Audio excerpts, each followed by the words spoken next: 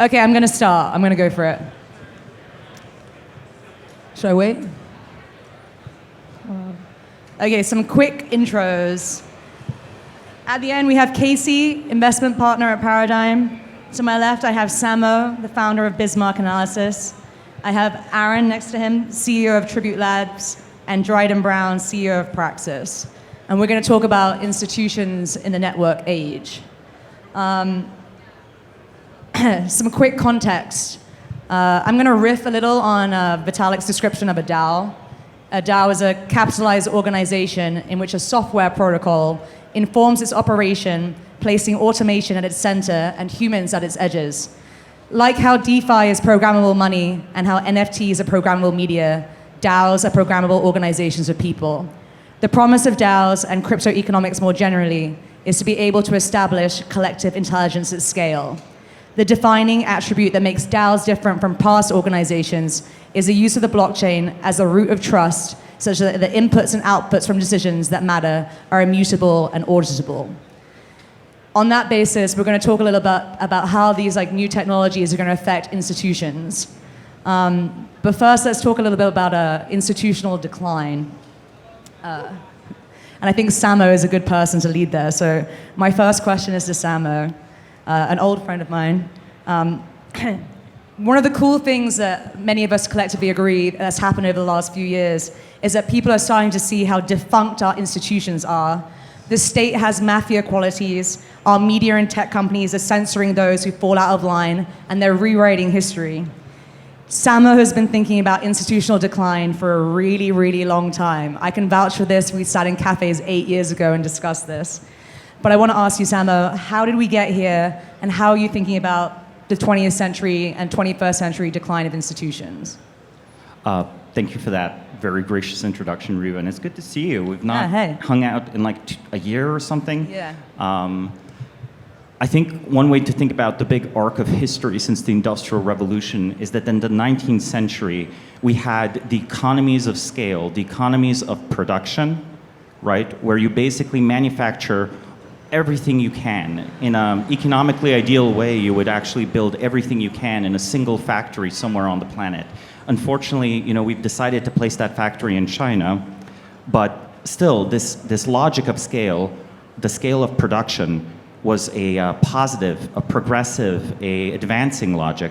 In the 20th century, we were tempted by a similar economy of scale, the scale of bureaucracy, the scaling of paperwork, where we assembled humans into a crude simulation of a computer and had them manage other humans in this pharaonic pyramid. These pharaonic pyramids were as much Ponzi schemes as any scam coin might be. But in a way, they never ended. They just sort of smothered everything beneath them. This was both the case during the scaling of,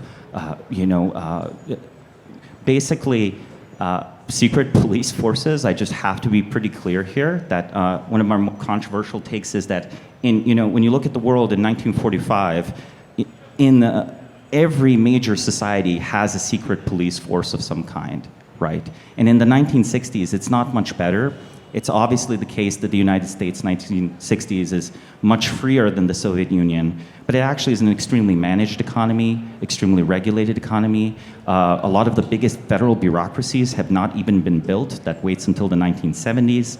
The 70s is when I think the scale of bureaucracy of this, pharaonic pyramid smothering everything beneath it, that's when the scaling curves cross, right? That's when it smothers the curve of industrial production. And, maybe we're here on the eve of a new information curve that's been going for, let's say, 20 or 30 years. And it's an open question whether it'll defeat the pharaonic approach. And what are you guys doing at Bismarck Analysis to kind of help with that? Bismarck Analysis is a political risk consulting firm. We have a newsletter that's admittedly pricey, but you can subscribe to it. It offers private intelligence on some of the movers and shakers in the world, such as the Wallenberg family in Sweden, or George Soros. We also look at the geopolitics of various interesting conflicts around the world, including the Ukraine one. We look at key institutions that harness talent effectively. Actually, recently we looked at a very good example of a functional bureaucracy that I encourage everyone here to look into. It's called Unit 8200. It's basically Israel's MIT and NSA and startup incubator rolled into one. An amazing piece of institutional engineering. So, you know, the newsletter is one thing. We advise ultra high net worth individuals in various cool projects. Unfortunately, I have to fly around way too much. And you know, it's been a pleasure being here so far. Okay, next question. I'm gonna go to Dryden. Dryden, I know a lot about Praxis. I'm both an investor and I'm currently working with you. You're building a new city, I hear, apparently. Why are you doing it? Like, what's the motivation? It has to be something to do as a refutation of current institutional decline. Yeah, I mean, the world's changing in a really dramatic way right now. In the 20th century, cities were organized around labor markets. People moved to cities for jobs. And really, economics is what brought us together. And now, now we can work from wherever we want. We can take our jobs with us with our computers. And it sort of, forces us to ask this question, or really we get to ask this question, who do we want to spend time with? Where do we want to live? How do we want to organize? And people want to live in communities with people who share their values. We want to organize in places like this with people we care about. And the sort of core idea with Praxis was to build a community around this notion of living a more vital way of life, and doing so, living that sort of shared way of life in a new city together. Yeah, I've been thinking about this stuff for a long time. I mean, I know a lot of you have sort of, followed the seasteading stuff and charter cities and new cities, and this has been a topic for a long time. And there's been some question as to, when this will happen or how it will happen. But over the last few years, things have really shifted in a dramatic way. Namely just that people are more free, they're more mobile, they're more able to sort of, coordinate around, shared values and less so economics. And that's it's an exciting thing, and it sort of creates the possibility of building new cities. Awesome. Okay, Aaron, you were a law professor who moved to help start Ethereum, and now you work on DAOs. Can you tell the crowd a little bit about your story, your motivation, your pivot to blockchain? I mean, yeah, and thanks so much for pulling this together. I think the points we've been talking about before, at least for me, we've all felt, right? I think we've seen generations of challenges just in terms of expert-driven organizations and their ability to guide decisions, move things forward. And we're also seeing just the growth of the internet. The internet was founded in, 1983? It's kind of middle-aged at this point, right? And at some point, when you're in your middle age, like I am, you're pretty productive. And I think what we're seeing is really the internet moving beyond and beginning to kind of flex its muscles. And we're seeing this in a whole bunch of different ways. And some of that's positive, some of that's negative. But I think what's always drawn me to blockchain technology, really since 2011, when I was interested in Bitcoin, was the ability for the internet to begin to coordinate, the ability of the internet to begin to do more together in a productive way. I think that's one of the best parts about what I see in the Urbit ecosystem. It's one of the best parts of what I see in the Ethereum ecosystem. And frankly, even though that's changed, I think that was one of the best parts in the early Bitcoin ecosystem as well. And DAOs really are kind of the key theme, or one of the key themes that pulled me into Ethereum. And I think it's going to pull us all into this future vision where the internet, groups online, are doing more than just shit posting. They're doing more than forming mobs. They're productively making the world a better place. Now that's slightly cheesy, and I'll own that. But I think that that's important, and I think that's the direction that we're kind of driving towards. So in this context, I've spent a lot of time thinking about how can you bridge the real world with digital worlds that are merging. You may have heard about bills like this Wyoming DAO legislation. I was the primary author of that. We've been building out a network of DAOs to explore some of the concepts that Vitalik, Dan Larimer, lots of other folks in the Ethereum ecosystem are pressing forward. And the answer is these things kind of work. And it gives me a lot of optimism for the future. It gives me a lot of optimism for projects like Urbit. And it really gives me a lot of optimism for the world to solve some of the problems that I think were addressed. And really those problems are we do not live in a bureaucratic age anymore. We live in an age that is increasingly run by algorithms. DAOs are going to help us manage those algorithms. We live in an age that boards and directors are making bad decisions, and we're going to have the ability for larger groups online to make those decisions, hopefully with more accuracy. And that's all a good thing. So if you're here, if you were around Ethereum off the bat, if you were around Bitcoin off the bat, this is kind of directionally where we're going. And I think it's incredibly important, and frankly, probably the most important problem that we could collectively be working on today. Awesome. Okay, Casey, what's up? Not much, Riva. Okay, Paradigm has done some great research on DAOs. I don't know if you guys have seen it, but on their website they have a legal entity matrix, which is so cool to like navigate the legal side of DAOs. Casey, you're actively investing in tools for DAOs. You made a recent investment in D-Work. What tools still need to be built? What do you think are the major pros and cons of DAOs today? And what can you kind of pitch to this community as a sort of request for product? Yeah, so we did make that investment in D-Work. Another one was Utopia, which is doing payroll. And we look at the space a lot. I think to start with the pros and cons, I would say, actually, which is very common in life, the highest pro is also the highest con in that it's more bodies at play. So at one hand, you have a ton of people that if you coordinate and incentivize correctly, you can get a shit done. But on the other hand, it's really difficult and time consuming to keep everybody in a row and also motivated. So in terms of requests for startups, there's actually one thing that's top of mind for me these days, and it's proof of credentials. So the idea is that there's a ton of data that's currently being generated on chain, and it's not being leveraged at all. And I think that in the future, we're going to see credentials become extremely modular. And as we move towards pseudonymity, you're going to be able to say, like, okay, I am a Rust genius, and prove that via your GitHub commits, and then leverage that to get a job at a DAO.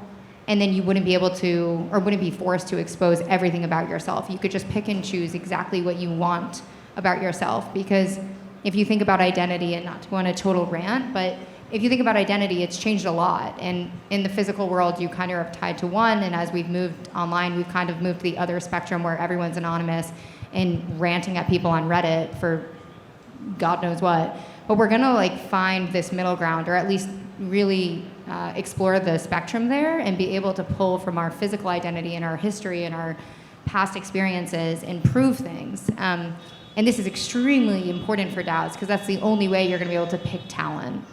So I would say that's the top thing I'm looking for. If anyone's building it, reach out. I was going to take the question to you, Aaron, as well, because Tribute Labs has been described as a WordPress for DAOs. Like, what other tools would you like to see built? Yeah, I mean, I'm a little concerned about verified credentials. To me, that is going to create a world that's like a Ray Dalio hellscape where we're quantifying everything. Should we argue about it? I mean, let's do it, because I think it's an important point, right? I think the idea of having everything that you've done tracked online and then beginning to try to discern things from it is frightening. And I worry about that deeply. What I'm really focused on, and I think really where DAOs have gotten wrong, is that they don't start small, and that's what we've done at Tribute Labs. If you think about an organization, think about even Urbit, right? It started with a core, a kernel, and it continues to expand from there. Many of the early DAO experiments started vast and wide. And if I said something simple to you, like, hey, let's start a company with 1 million people, you would think that I'm a lunatic, because it's like honestly like an insane way to think about starting an organization. Most organizations scale up over time, and DAOs are not going to be any different. And what we do in the DAOs that we support, the DAOs that we've created, we start small and we scale it up like compute. And I think that that's the path that we need, because we don't understand yet the coordination tools that we need. I have a deep reservations that the coordination tools are over quantification. I think it's exciting to explore that, but really what I think we need to build tools to do is to get people to work together to make decisions better. Because that's the core value of DAOs. And those decisions could be, how do we manage a highly automated smart contract-based system on Ethereum? Or it's, how do we collect together? How do we invest together? How do we build a city together? You kind of need to start small, really work on the coordination parts, and then you can kind of scale up. So I don't personally believe in this over-quantified, I'm going to call it again, this Ray Dalio hellscape. I actually believe in something that's a little bit more human at the center, a little bit more focused on coordination, and hopefully we can begin to learn new things so that we can solve some of the issues that I think we all experience in our lives.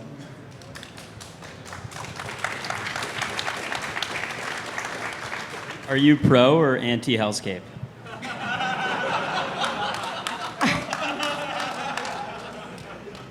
All I was saying is that the reality is on-chain data is public, and people are going to utilize it. It will be an efficient market, so we have to think carefully about how that's being done. Because if we don't, it will happen without our opinions. That's why in some of our DAOs we've supported privacy-preserving technology, including some of the technology that's been in the headlines recently, because that world, that vision, this top-down surveillance state is deeply concerning. And I think that we need to learn how to take our activity online, be able to have a degree of privacy related to it, because most people are good. There's some bad actors, and nobody wants to support bad actors, but every human being deserves a basic sense of privacy. And then we need to work together so that we can build institutions that are better than what we have today. Again, the internet is growing up. People are connecting online in ways that weren't feasible 20 years ago.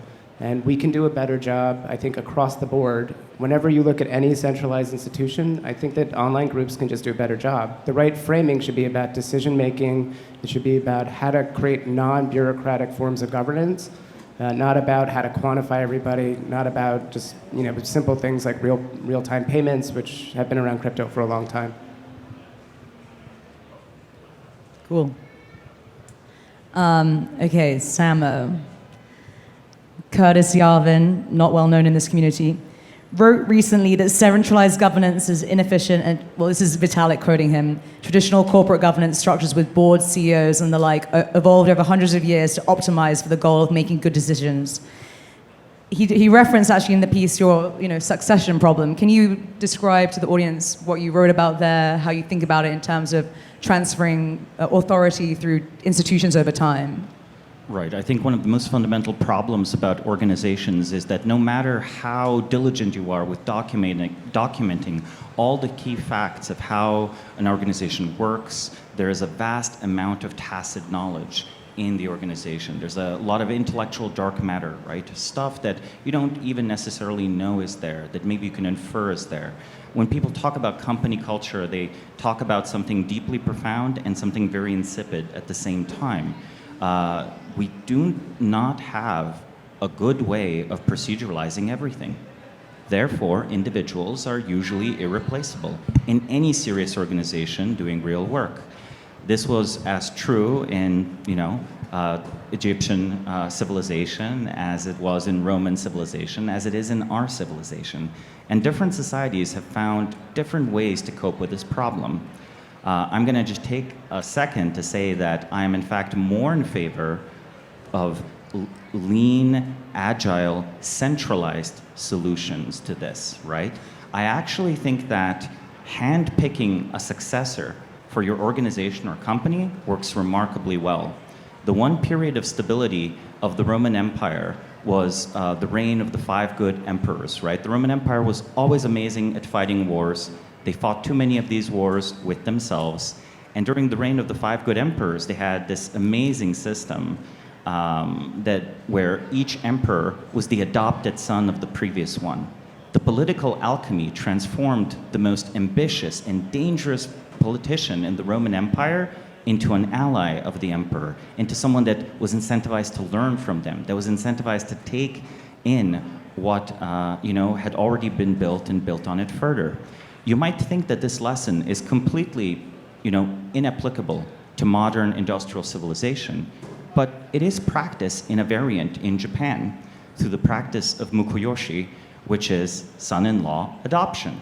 You basically have a rich industrialist or a CEO manages a company, and they have a daughter. So they go out there and they find a daughter, a very entrepreneurial husband, and then this husband takes on the family name. Now, to our ears, that doesn't sound quite right either. We don't really do arranged marriages in the West anymore. But this was done with modern, big Japanese companies even a few decades ago. And I think this is an example that's worth thinking about when we solve our own problems, be it in DAOs or classical organizations. Yeah, Dryden, how are you going to make Praxis eternal? How are you going to handle how's it not going to be Etsy in 50 years? How is Praxis not going to be Etsy? I don't know. I mean, I think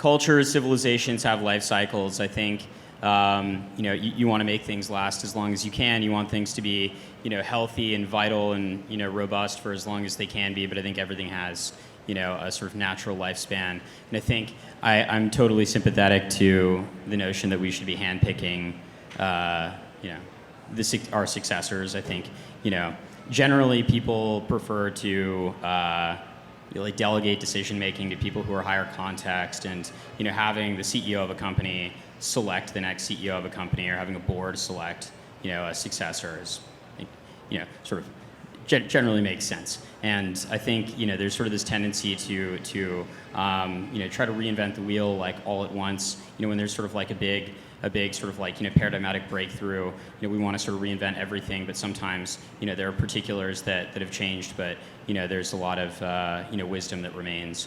And so certainly for Praxis, I would want to have a sort of a board and a CEO on an ongoing basis forever that choose successors. Certainly I'll choose my successor when that time comes, but yes.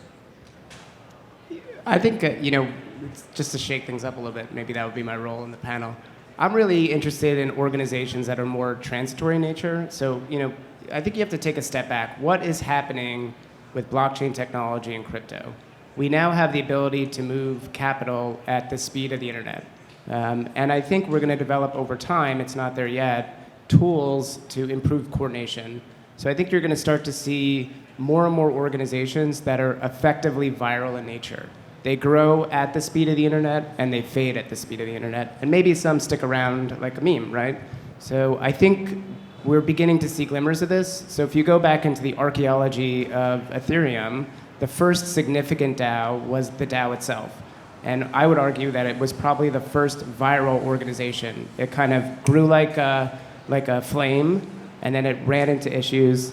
And I think almost poetically, because it was so dangerous to Ethereum, it was erased, right? So I think we're going to start to see kind of new classes of organizations, because it's going to mirror the architecture of what's underneath it on the internet. That means things that are super fast and grow super big and die, things that may be more persistent and may require the sensible points long term in terms of planning and succession.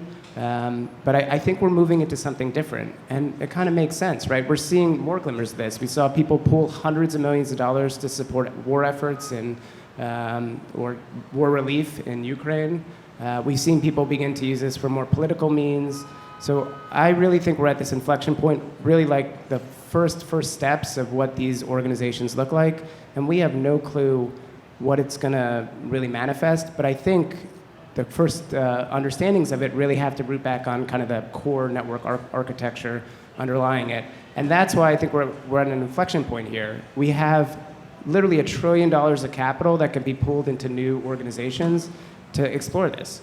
And that's super exciting, and I think it's going to require some new thoughts and new perspectives and really new learnings.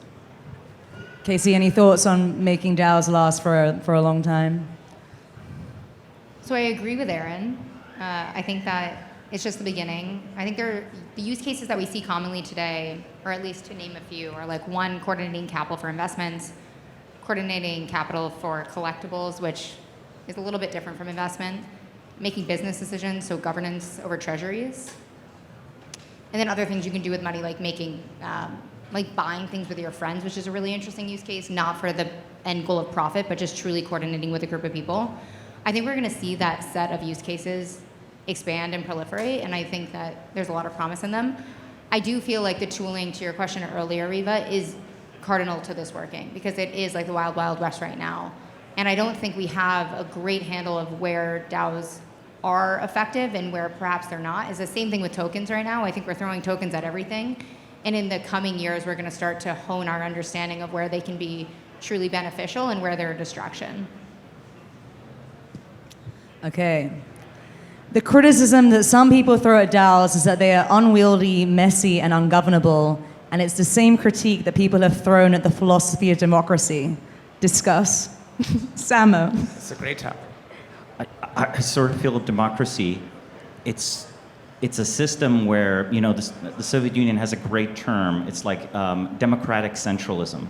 So I feel all democracies converge on democratic centralism, which is that you gather everyone together, they nominally make an independent decision, but consent has been manufactured by a non-democratic structure. So I would say that mass democracy reliably leads to its opposite. So I'd be curious to hear the other panelists' response to this. I mean, it's interesting to think about how this manifests in the crypto ecosystem. Like, you know, I read, you know, Balaji's book, The Network State, and there was a critique that Vitalik wrote that was, you know, something along the lines of, you know, really big things being centralized is very scary. You know, big things need to be decentralized. And, you know, to Samo's point, it's really unclear that big things being sort of decentralized, meaning you can vote on governance proposals and so on, you know, it's unclear that those things are decentralized in any meaningful sense. You have these big sort of mouthpieces in the sort of, you know, on crypto Twitter and so on, like Vitalik himself, who, you know, sort of manufacture consent for governance proposals, and, you know, so do many other people with large accounts. And sort of what's sort of more interesting is, like, you know, the sort of like the actual sort of like power mechanics of, you know, decentralization. If you are the leader of a big project, one, you retain control over your project. You can sort of, you know, give voice to, you give support to a proposal. People will, you know, generally sort of, you know, follow your word, you know, given that you're the founder. But further, like, as other projects in the ecosystem decentralize, you also accrue power over their projects, because you can influence how people vote, you know, on proposals on their projects. So I don't know, it's interesting. Aaron? We said democracy, right?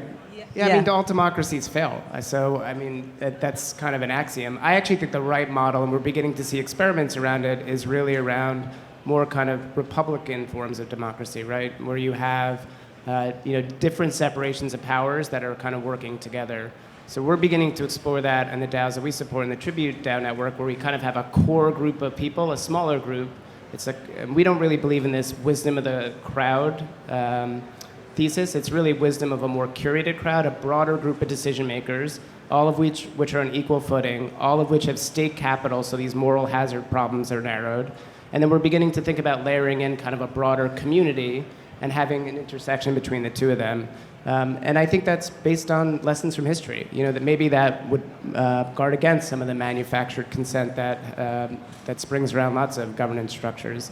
I also think, you know, instead of organizing, and in many ways governance is around like an organization. It could be a corporation, it could be, you know, a venture capital fund, it could be, you know, pick your centralized body. I think we've seen the internet organized better around interests and topics. And so all of our groups are really organized around themes, which I think are much more important and kind of make sense if you've lived in the digital, like the digital age. So I think there's like a handful of dynamics that are emerging. I think we've also seen that kind of centralized top-down DAOs have failed. I jokingly call them dictator DAOs. Dictator DAOs don't work, much like dictatorships don't work. And large corporate-style DAOs also seem to not work. So I think you kind of need something different, and I think there's going to be kind of different groups kind of working together, or you know, basic notions of separations of powers that probably work pretty well here. What I would really like to see is a flourishing of many, many different DAOs, because I think they will provide a large data set to analyze what human coordination looks like in a much more legible way than historical bureaucracies provide. Like, I know that when I wanted to figure out things about how the French state worked, I just had to go into actual dusty archives, spend 6 months like reading stuff in French, bureaucratic French, the worst thing ever. And then I had something of an idea of what was happening in 1950s France. Like, in the future, this might just be, you look up, you know, the history of all decisions made. It's easily accessible. You cross-compare it. Maybe there's a giant data set. So I think we're going to learn some truths about human coordination in a much more precise way than we've ever learned before. But let me push back a little bit against the separation of powers, right? Because the United States today is gridlocked because of the separation of powers. So it might be the case that when something is founded, it begins, it necessarily is a dictatorship. Then the most reliable, responsible, regulated thing is to make it sort of a system with more balance, checks and balances. But by the time it matures, those very checks and balances have locked up like joints, like a permanent muscle spasm, and nothing can be done. Yeah, I think. Yeah. And with the DAO, that's like a bigger problem, right? With the DAO ecosystem, if it ever spasmed up in that way, like the US government does, well, then you'd have to bypass it with something quite different once more. I mean, that's the beauty of building organizations and software, though, right? So you always have kind of rights to exits, rights to fork, which I do think we don't really have in the physical world. So I wonder if that may guard against it. But I think that's a really great point. But I think it's a good place to start, right? But if you're taking a step up and thinking about why are concepts like DAOs interesting, it is because we have a governance petri dish. We have a way to experiment for the first time. And that's in part why the DAOs we support, it's organized as a network, right? So we have literally like different experiments running, and there's feedback loops on how they can kind of inform it. So maybe we get it right, maybe we don't, but at least we think kind of structurally it's the right way to set things up. I will note that there are many bad pieces of software that are deeply, deeply incumbent and just used by basically everyone in society. The ability to fork and like something actually getting to adoption, right? These are different things, and the software might not actually be solving the second problem very well, just because of all of the extreme dependencies between different pieces of software. Yeah, no, completely understand your point. And I think if you're going to go into thinking about this or working on this, the idea that we're going to come up with some perfect coordination machine it's probably like a fool's errand. But I do think this core idea, which is expressed in the Ethereum ecosystem, is slaying Moloch. Trying to develop a better way to coordinate is really what the Ethereum ecosystem is primarily about. I'd argue it's primarily an information market, not a financial market, and a coordination machine, right? And those are the two goals. How do we liberate information so that it can be tradable, monetizable, so creators can actually make money and support themselves, and how do we kind of solve these coordination problems?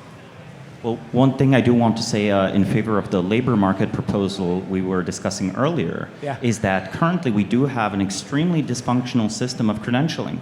So replacing it with a much more functioning system of credentialing is something that bureaucracies, not just individuals, know how to adopt, right? Like large, mature organizations love legibility, right?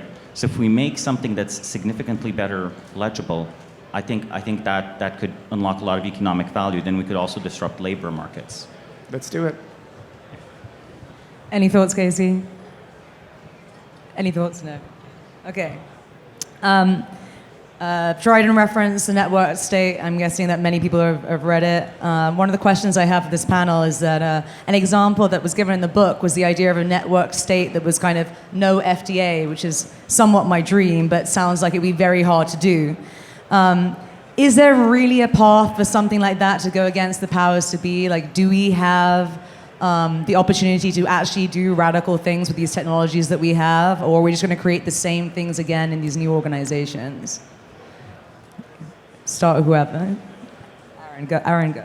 This is going to be, I think yes, right? Like, I think we're seeing our digital and physical lives blend together, right? And we're going to see coordination systems that exist, whether it's on a blockchain like Ethereum or some other system, that are going to increasingly get people to work together in different ways. Nation is a kind of a modern construct, so I think there's always some mushiness around those general ideas, but I don't see why you can't have a broad group of people band together and form a city. Like what Dryden's exploring, I think that's super interesting. Maybe they create digital cities in a metaverse. I don't know. Maybe we could argue about what a metaverse is, or maybe not. But I think this is all on the table, and that's exciting, right? We should be exploring that. If nation states have other competitive levers, that's good. The fact that Bitcoin is a competitive lever on central banks is great. The fact that Ethereum is a competitive lever on financial markets, venture capital, a whole bunch of other areas, thumbs up for me. So I think the more competition we have in these kind of captured ecosystems, the better. Yeah, I mean, historically, to build a new city, you had to induce a labor market. You had to buy a piece of land that has some sort of like geographical characteristics that lend themselves to a sort of new form of economic activity. Like, for example, you could buy a natural harbor and build a port, and then advertise it to shipping companies, and those companies would hire people, and then a sort of town and eventually a city might flourish. But today, what we can do is we can coordinate, with sort of thousands, tens of thousands of people online around this notion of, moving to a new place under a shared vision, a shared mission, a shared sort of moral critique of society, a shared vision for what our way of life could be. And on that basis, we can pool our resources and use them to, access traditional capital markets to build a new city from scratch. So, for example, in the Praxis community, we have 12,000 people involved with the community, and the sort of LTV, the value of those people to the business, assuming those people become residents and pay, like a low tax rate, purchase real estate, lease real estate, and so on. And the commercial activity that they induce is those 12,000 people represent, $3 million each, is $36 billion of demand for real estate. Costs us, $1.5 billion, $2 billion to build phase one of the project. Raising $2 billion on $36 billion of demand is like a pretty straightforward proposition. 5 years ago, those 12,000 people wouldn't have been able to move halfway across the world with their friends, with the people they care about on the basis of something like this, because they'd have to leave their job and they'd have to look for a new job on an empty piece of land in a place with no labor market, but now they can take their job with them. And that's really the radical transformation that has taken place in the world that unlocks this kind of possibility. It's extremely hard to move cities before. Even moving from New York to Miami, it's like if you're married, and you move, maybe your wife has to find a new job too. It's like, there's just a lot of coordination and a lot of complexity, and that's totally reduced in a world where people can work remote. Yeah, that's just like a deeply, deeply exciting thing. And I think this sort of demand-first model of economic development is going to reshape the urban landscape over the next 50 to 100 years, and it's going to start in the next 10. And that's a really exciting thing. It's going to create some of the most valuable businesses in the world. It's going to give people the opportunity to live new ways of life. It's going to allow people to levy moral critiques at society and actually put their money where their mouth is and allocate real resources towards building alternatives. And that's a deeply exciting thing. And now, how is this compatible with existing institutions? Well, if you're going to, if you go to a country that is very beautiful, but frankly is sort of losing a lot of their talented people due to brain drain, institutions maybe crumbling, so on and so forth, and you offer them 10,000, 20,000 of the most talented people in the world in one fell swoop if they create a special economic zone, that's a deeply attractive thing to many, many countries. You look at the countries in Southern Europe that have been supported by Germany and these other countries in the EU for a long time. Germany's going to be cold this winter. It's like, the landscape is changing, the world has changed, and we're going to see these cities, blossom over the next decade or so. Okay, cool. We have a couple of minutes left, and one of the questions I ask you guys is, which existing but imperfect or decaying institution should we be attempting to reform from the inside, firstly? Secondly, what are you pessimistic on in terms of how crypto is rolling out, how we're thinking about institutions? What is we've already talked about some of the surveillance, lack of privacy, but what are other ways in which we could go wrong here? Aaron?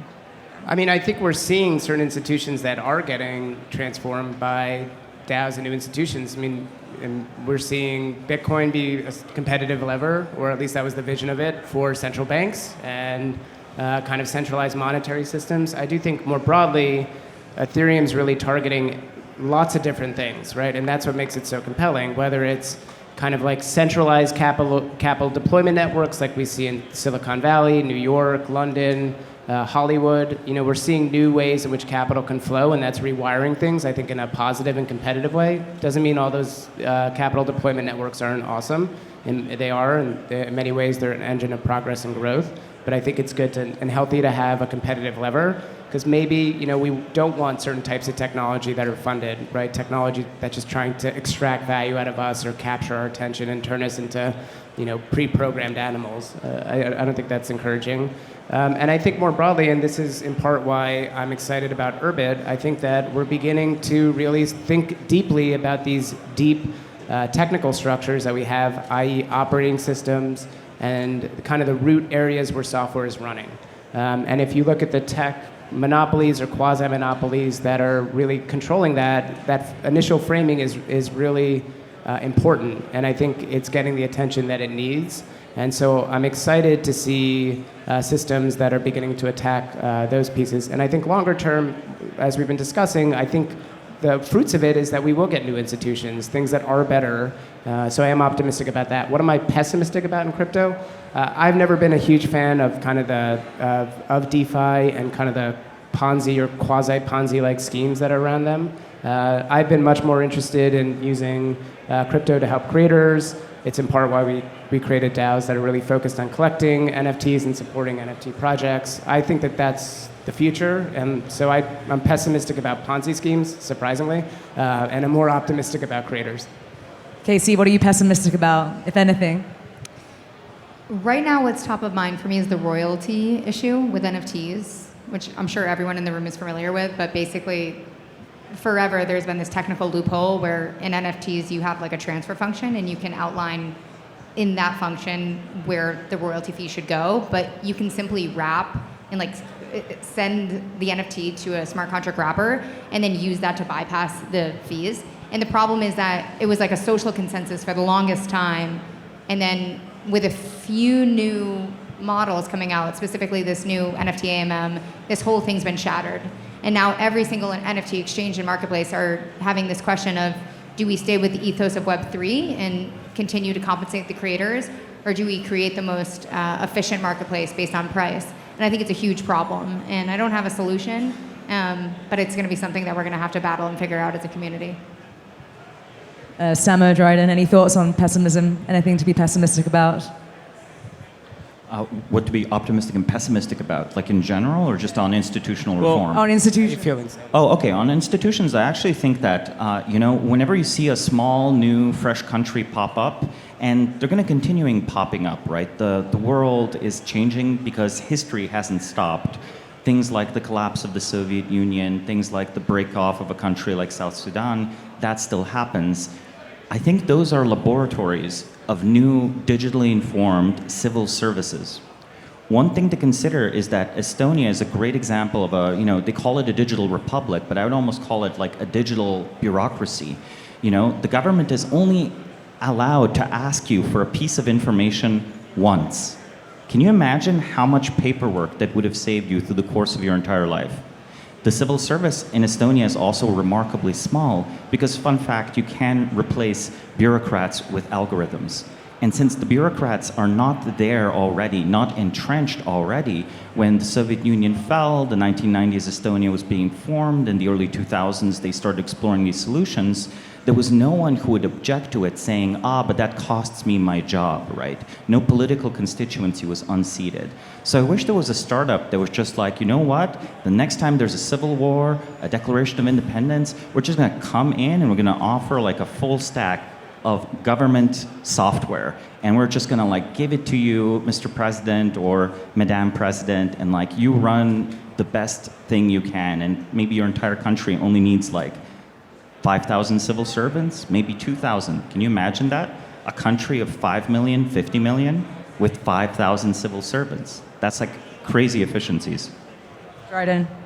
Yeah, I mean, the institution that I'm pessimistic about are sort of the cultural institutions that promote pessimism. We need more optimism. We need cultural institutions that promote optimism.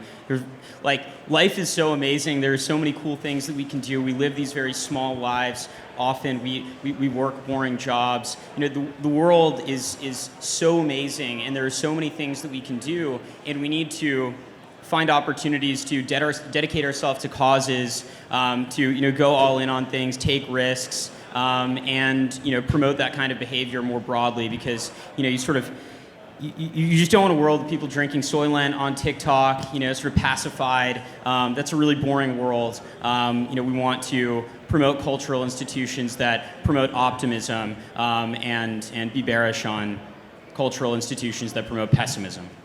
Hear, hear. Here, here. Okay, we're out of time, but I'm gonna wrap up with actually a great quote that I think is relevant to this panel, and it's from Galen, and it's a quote which is, "Give people the tools and let them organize themselves." And I think that is a philosophy that many of us share, and I look forward to us all discussing it more this weekend. Thank you so much. Thank you. Thank you.